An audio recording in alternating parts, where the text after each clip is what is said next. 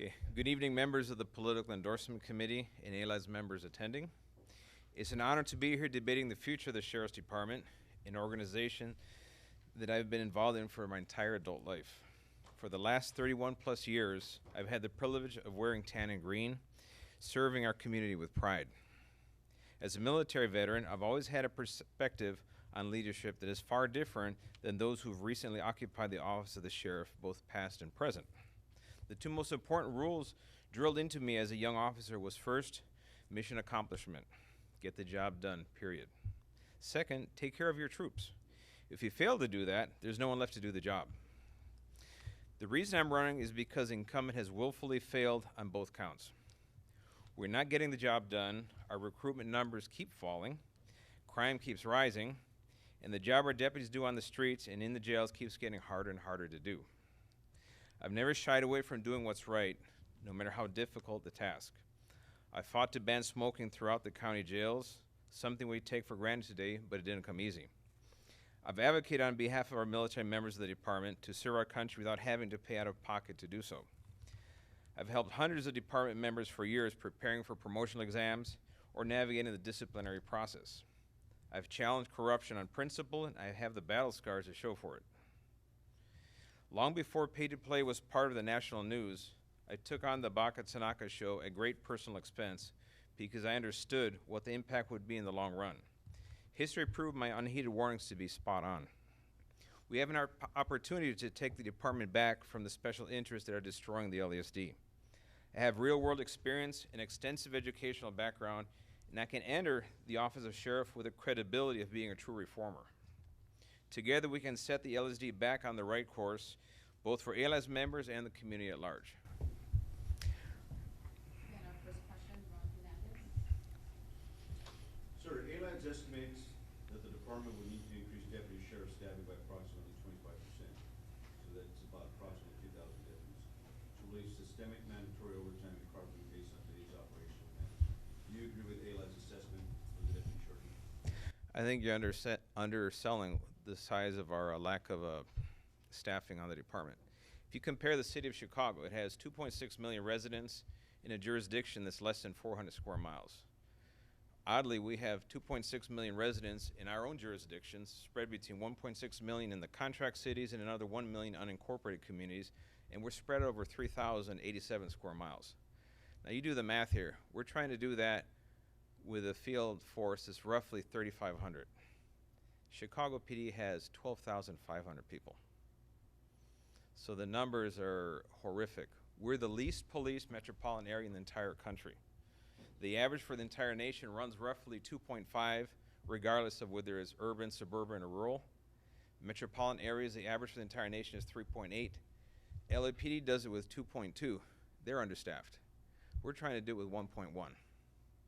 So I say your number 2,000 is low. It should be closer to 3,000, and that's just to get us close to LAPD's numbers of 2.2. And to get there is going to be difficult. Obviously, there's no low-hanging fruit that we can pick from, other than getting rid of the carping and funding positions based on what the Board of Supervisors authorizes and nothing further. Getting rid of all those ancillary units that were created over the years that just keep adding and adding on, which means the obligations of the rest of the department to man up for all those lack of manpower through the carping, the forced overtime is creating part of the problem. So in essence, yeah, we got a long way to go. It's not going to be easy to get there because once we get rid of all the low-hanging fruit, now we have to start getting the more painful things, which means we have to start picking and choosing, robbing Peter to pay Paul, how much of the taxpayers are willing to dig down deep into their pockets to fund extra items. So there's a lot of issues that need to be addressed, but we have to acknowledge for the start that we have the problem, and I agree with you wholeheartedly. Next question, Ruben Valencia. Yes. Thanks, sir. Would you be willing to revamp the force policy to allow deputies to handle resistive persons by control holds without it being force? Simply said, if you don't strike or spray someone, it's not force. I have a simple answer for that, yes. And I've looked at the force policy and all the different iterations that we've had over the years, and it keeps evolving over time.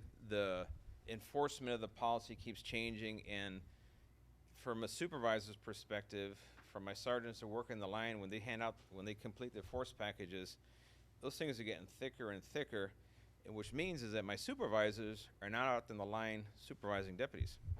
They got their noses buried in a computer. So the actual cost of that is not being borne out when they do these cost-benefit analysis. They just say, oh, another form to fill out, somehow we're going to be magically covered, you know, liability-wise, because we got it documented somehow. But it's bogus. The information we extract out of it is worthless, because one person's interpretation of what is, oh, he resisted, he didn't resist, might be another person saying nothing happened. So you can add up all these did happen, didn't happens, you're not going to get an actual number that you can rely on to make any management decision. It's worthless.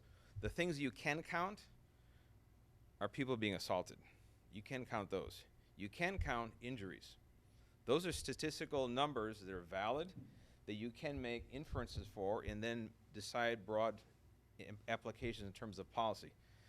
But I agree with you wholeheartedly, this little, oh, you know, guess what? Bad guys do not go easily most of the time. I mean, some of the time, period. That's a given. So are we going to trip over ourselves in creating all these artificial landmines because we're trying to document the trivial when actually has no bearing in the outcome in the end? Next question, Alex Campbell. At the September 27th LA County Board of Supervisors Public Safety Committee meeting, Assistant Sheriff Joe Serrano characterized the deputy sheriff's shortage as a crisis. Do you agree with that statement? Oh, it's beyond crisis. It's tragic, and as with Ron's question, we're in a desperate situation. Our recruitment has totally tanked. We should have 17,000 recruiters actively trying to encourage their family, friends, neighbors, all of their associates, come on board, this is a great job, but guess what? Everybody's sitting on their hands. No one's willing to step forward and bring those people on board. So you see the pleas from the recruitment unit, they keep getting a little more shrill each time. I'm not sure what step they're going to go to next, but it's getting kind of embarrassing, really. But the bottom line is the main obstacle that we can't, and we have this crisis, is the incumbent. People are afraid to join this job, this particular department. I'm sure every organization has their issues with recruitment, but ours are double impact. We have the legacy from past corruption, we have McDonald's mismanagement, which means no one wants to encourage their family and friends to join us. So I agree with you wholeheartedly. We can change that, though, literally overnight. Question, Pete Brody. Do you believe that the deputy sheriff shortage has resulted in operational demands, squeezing out adequate training, and inhibited organizational performance? If not, please explain. Oh, I agree with you wholeheartedly. It has altered radically what we can do. If you look at all the major incidents throughout the nation that have been an issue about improper use of force, misconduct, outright criminal acts, and they were captured on video, there's a big outcry, sometimes there's riots and all these things, and then one of the things that comes out when the dust is settled is they need more training. It's almost like universal, all the editorial pages, all the subject matter experts, everyone says we need more training, but guess what? We paint ourselves in such a desperate corner, we can't do any training other than the bare bones minimum mandated by the state, like STC, the custody training, basic post-academy training. That is it. We are doing nothing else. But what do we do with the deputies? We keep piling on more and more and more requirements, but we never give them the opportunity to actually learn how to satisfy and comply with all these new policies and procedures. We take it for granted. But guess what? No, we are extremely deficit in that. And our shortage is one of the reasons why I can't send someone to training, because then, wait a minute, I'm at bare bones right now staffing. I got to replace them with someone on the line. And I can't. So guess what? No one goes to training. We just kick the can down the road and cross our fingers and nothing bad happens. And that's a disservice to the men and women who work in this department and to the community at large, because they suffer from someone who doesn't have sufficient training to do their job correctly. Sir, thanks for coming. Well, thank you. More than a decade, sheriff's personnel have been managed by discipline rather than supervisors and command staff, who led by example. With the minimal training and guidance provided, line-level personnel are likely to encounter incidents with outcomes that fall short of commanders' expectations. What will you do to change the department's culture so it doesn't depend so heavily on Well, there's that old saying, and I can't remember which general said it, that, you know, the beatings will continue until morale improves. And the general just observed, that's just assault, that's not management. And I agree with that sentiment. I look at our discipline system should be one designed to promote the proper behavior of the employee, not be one that should be retaliatory. It shouldn't be punitive in nature, and its ultimate goal should be get the person to do better for themselves and for the organization and the community. That should be the goal. And from my perspective, I've avoided everywhere I could that to have to force someone or to force an issue to go into an internal affairs investigation. For example, I've loathed to do that because I know what the outcome is. If it's something that I could resolve under my authority, I made a point to resolve it under my authority. And guess what? Performance log entries, they're a beautiful thing. Are they used often? Not often enough. What is the reflex by members of the department there at the sergeant, lieutenant rank? I'm not sure, but I want to make sure that my higher-ups look at me in the right light, so let me write the memo and recommend a unit-level investigation. Automatically, well, you killed the deputy right there. Their career is on hold for who knows how long. And then the unit-level investigation turns out they can't do it because they don't have the manpower to do it. They kick it to IA. IA says, well, we're too busy, so we're going to kick it to someone else. And you literally have another station doing a unit level from a third station when it should have been handled by a PLE at the initial station when it happened to begin with. So I agree with you in the sense that, no, our discipline system is shattered. As sheriff, I had the intention of actually redoing the entire system from the ground up. Remember, we had 15 years of unchecked corruption, of retaliation. We had executives that used the discipline system to basically promote or demote the people that were within their sphere of influence that they liked or they disliked. That's what the disciplinary system was used. So a lot of bad things happen to good people, and good things happen to people that didn't deserve it. We have to acknowledge that problem. We have to assess it. And I will engage as sheriff in a truth and reconciliation process, which means we're going to have to go through all the things that happened in those last, now going on 18 years, and find out who was harmed, who was wrongfully harmed. Is there a legal way we can address and make them whole again? Is that possible? There are legal limitations of what we can and can't do, and some of it depends on decisions that the employees have made. But I want to make sure that at the end of the day, that person knows that their organization did the right thing for them. Next question, Russell Moreno. When it comes to hiring standards, how will you balance the acute pressure to overcome the current shortage and increasing future demand for deputy sheriffs against the reality of the community's expectation to improve performance and standards? Well, to satisfy the community's expectation of improving performance and standards, we're not going to meet it by lowering standards. I guarantee you that. As sheriff, I'm going to raise standards. And part of the process of raising standards is I can set a date in the future. For example, the election in 2018, at a point in time after the election, sworn into office, I can set a deadline. Okay, from this point forward, our standard is going to be this. Prime example would be we're going to raise a minimum education level at entry to an associate degree of 60 units from an approved 4-year institution. Off the bat, what do you think that's going to happen if I delay it by 6 months? Every single person ever wanted to join the department that doesn't have those 60 units, they're going to be trying to get them, and they're going to be applying. We're going to have the opposite problem. We're going to have too many applicants, and how to deal with it in the rush to beat the deadline. And then once we get to that deadline, now all of a sudden we're attracting higher caliber recruit. Kids at 18, they're too young anyway, so I want the people that are in college, they're working, doing the right thing, so by the time they hit 20 and a half and they're eligible to apply, we have a better quality recruit. So we have to raise the standards. Hope that answers your question. So, Mark Phoenix has the next question.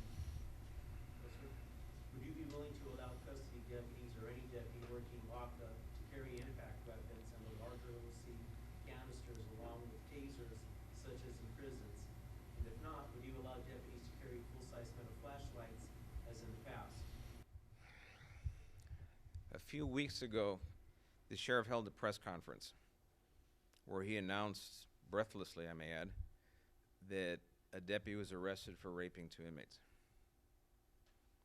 It made the news. It had a lot of coverage, and of course it was an embarrassing part for our organization.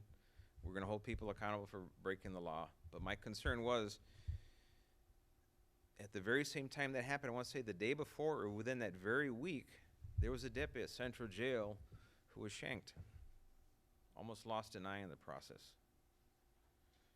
And asked a friend of mine who is familiar with the statistics in the jail system, he said that's the third one this year. The third one this year. And for you folks that have been as long on the department as I have, at work custody back in the 80s, we went through the entire time in custody. We never heard of such a thing as a deputy being shanked. Totally unheard of. So assaults on staff is rising every year, year after year, like clockwork. The response from our custody division is pathetic at best. I want to give the deputies, the staff that work in custody, all the tools they need to defend themselves. The huge, long 5-cell thing they need to wheel to drag along, I'm not a fan of that one. However, the shorter version of that, I would definitely take that into consideration, along with a better distribution of tasers, pepper spray. I don't care what size the pepper spray is. But we definitely need to defend ourselves better. There's too much indecision going on in the jails now. Deputies are afraid to make decisions, and they're being taught literally to just freeze and wait for the senior or the sergeant to come by and tell them what to do. And in patrol school, the staff in patrol school at AOT, they're actually seeing this indecision played out when they go through role playing in the real world scenarios. Okay, at this point no, you're not gonna wait for the sergeant. You have to make the decision in the field yourself, because you're a patrol deputy.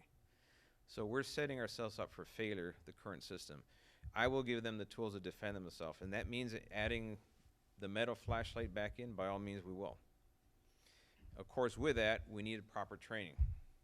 I know a few people have, because they got carried away with these type of defense weapons, and we lost some major lawsuits behind it. But I point that more to a lack of training, poor supervision, that can remedy those things. But if we don't acknowledge the fact that the system we have in place right now of our staff's ability to defend themselves is not working, then we have to act upon that and do something different. I asked this person who was actually present at one of these SCIF or executive meetings in custody division where they're discussing all these statistics. And I asked him, by any chance, did anybody acknowledge this is a problem? He says, not a single person in the crowd. That told me all I needed to know about our force policy and what's going on in our custody system right now. We'll remedy that, but we'll do it together. Next question I'll take. There's been a culture in the Sheriff's Department to do as I say, not as I do. There are currently several cases being litigated civilly and criminally where ID and ICAB personnel have coached witnesses, have misrepresented the facts and lied in cases against deputies. Why is this happening, and what will you do to stop it? Well, I can speak from personal experience. Back in 2004, I noticed there was a problem with the lieutenant's examination, and I saw some very odd numbers. And I confirmed the fact that someone manipulated the scores. I brought it to the attention of the sheriff. I put it in writing. Within a week of that, I was under investigation twice. Both of the cases were made up. It was just straight retaliation. Part of many that were to follow that happened to many people throughout the organization. So here I am. I had an interview with IA, and I'm being interviewed on something that didn't exist.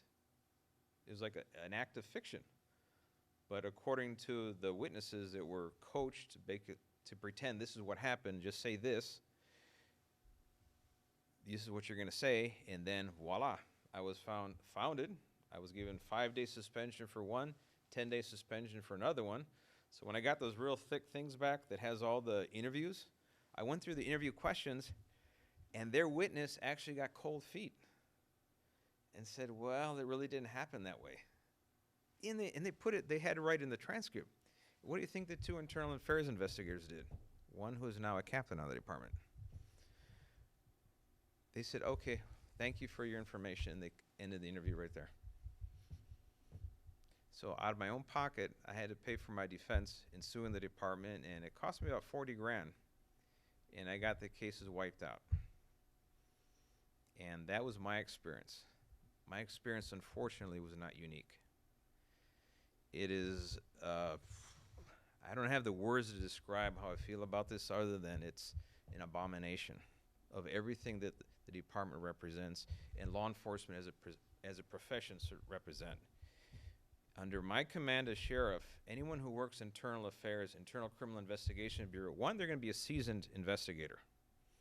They're going to be expected to uphold the law and honestly report and actually find the truth, develop facts, present the facts so then decisions can be made based on facts. If I've personally witnessed a division chief in custody order a captain to alter the outcome because he didn't like the person who was the subject. This person was an ALADS member. And the issue was something that could have been resolved with a simple PLE. Instead, they made it a whole IA investigation, and he just ordered a unit level investigation. He ordered the investigator to make it founded because he didn't like the subject. And this is only 4 years ago. Okay? So that happens all too often. I do not tolerate that at all. Someone who does it under my command, guess what? They will be the ones subject to investigation because that's a violation of their oath of office, and I take that extremely seriously. Next question would be for John Burnett. One last one, sir. I'm sure you're aware of alternative work schedules are being attacked right now in this department. Taking away alternative work schedules makes overtime less efficient. Why do you think the station commanders are allowing, or are able, why do you think the sheriff is allowing station commanders to eliminate popular compressed work schedules? Well, again, they're trying to overcome mismanagement at the top. They're mismanaging the budget, they're mismanaging the staffing of the department, they're forcing huge manpower shortages in a lot of critical areas, and they're having to basically trying to make a rock bleed by squeezing as much as they can. And one other one, their popular ones, is that one. But for me, if you're doing 40 hours of honest work and it lines up perfectly with other 40-hour increments, however you do them in doubles and 12-hour shifts or whatever, it's going to come out the same in the long run. And I'm for anything that a unit commander can do that's going to make the morale of their station work better. If the overtime or some issue spikes, well, that's going to be a concern. But then that goes back to the whole issue about staffing to begin with.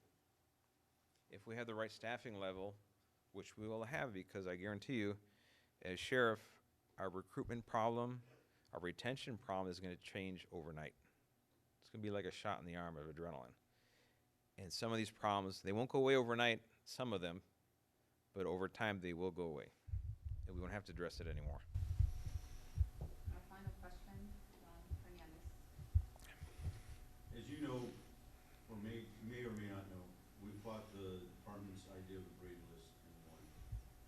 In your opinion, what is the need for the department to push forward when we already have a Pitch's motion that addresses this issue? That Brady list is, it's a call of desperation of an incumbent trying to curry favor with a certain crowd, a special interest group. That's all it is. I understood he made a statement that it was only seeking he was only seeking clarification, but that's a very odd way to seek clarification. It's to go out of your way and label a bunch of people who you should know deep down in your heart that if they're on that list, heck, if I didn't take out the time and energy to fight for my own rights as an employee, I would have been on that list myself. And to then cobble up this list of 300, I'm not sure why it's a perfect list of 300. I'm always suspicious with even numbers like that. And okay, now there's a list of 300, and we're going to foist it out there to the DA's office. Well, you know what? The Brady decision has been around since '63. AB 103, or the Peace Officer Bill of Rights, has been around for decades. We have multiple court decisions that all point to the same thing. Each time you have an issue where there's exculpatory information in our possession, it's our obligation to present it to the DA, and it goes to the defense. We have to do that. Well, guess what? We haven't been doing that as management. We haven't been doing that because all kinds of times. In fact, they created a whole new policy where management cannot speak against a management decision. You know, that came out about 2 years ago. If you have a chance to read it, it's kind of Orwellian. You know, read that sucker. But no, I disagree totally with that. And then to try to say that, well, we just want clarification. You know what? I have the DA's office that are more than happy to give me clarification. DA herself. I got the state attorney general. They'll be more than happy to give a clarification. Heck, I got a paid staff of county attorneys, county counsel. What am I paying them for? Give me advice, legal advice. I'm not an attorney. Okay, there's my clarification. I move forward. But I'm not going to harm the reputation of people artificially just because I'm trying to score points with a particular special interest group. I think that's despicable. Okay, so it's time for a closing statement, 2 minutes. Okay, well, I want to thank everyone for listening. And I want to point out a few things. This race is about trust. Okay, and as a candidate, or I'm not a politician, I'm a real horrible politician because I just tend to say it the way it is. But as a candidate, I can tell you whatever, you know. As incumbent, they can tell you whatever, but what it boils down to in the end is who do you trust in the office of sheriff? Someone who's worn that uniform of tan and green, and I fought for the rights of the marginalized, the weak, the people that don't have a voice. I've done that since the very beginning. 2 years on as a deputy, I got thrown out of a commander's office because I dared to suggest that there shouldn't be smoking in the jails. It's bad for our health. Threw me out. It was Commander Callis at the time. He retired as chief. He passed away a few years ago. And when he threw me out, I realized, you know what? Okay. I think I did the right thing because I remember he got beat red in the face because he told me, oh, nice little boy with your little study, but you know what, maybe 5 or 10 years from now we'll address this again. He just tossed me out. But when he tossed me out, I didn't break it in a sweat. I didn't worry about it because I realized, you know what, no, I'm right. The problem is now. It has to be addressed now. And sure enough, 3 weeks later, there was Sherman Block with ALADS board of directors at the time in the 80s, signing for the first study to ban smoking in custody. I had 2 years on as a deputy. That pattern I've continued through all these years. But this election is going to be unique. It's going to be a revisit of 1998. There's a sheriff or incumbent who may be the darling of the political establishment, the board of supervisors, maybe not. And there's a challenger. And guess what? The challenger was an unknown division chief. Got 32.4% of the vote. Another division chief, also unknown, got 19.8%. And a third guy named Pat Gomez got 11.6% of the vote. The incumbent only got 36%. Those numbers are going to repeat themselves in 2018. Question is, are you going to help the right candidate? I submit to you that I will be the next sheriff of LA County, and I count on your support. Thank you.